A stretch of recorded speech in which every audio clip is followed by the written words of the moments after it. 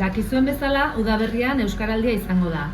Maiatzaren 15-tik 25-era Euskararen erabilera areagotzeko ariketa kolektiboa egingo dugu Euskal Herri osoan.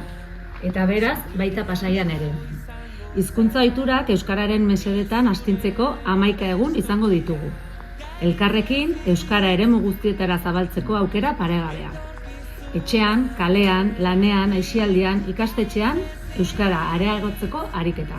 11 egun horiekin, Euskararen erabilera indartzeko jarrera beste 11 egunetara zabal dadin. Euskararen aktibazioa eragin duen mugimendu osatzeko. Euskara sustatzeko gogoa eta beharra sentitzen duten pasitarren sarea antolatzeko. Horretarako, banan-banako elkarrizketak egiten ari gara.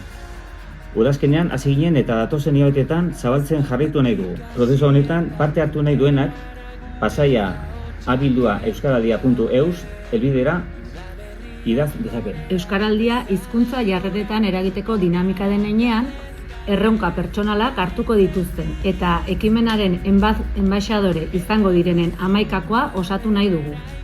Euskal Herri mailan eta baita beste hainbat herritan egin bezala, belarri prest edo aho bizi izango diren 11ko taldea osatu nahi dugu.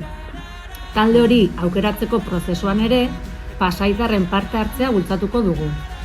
Herritarren proposamenak labur.eus/11koa Pasaia helbidean bideratu daitezke, gaur hasi eta urtarrilaren 29 bitarte.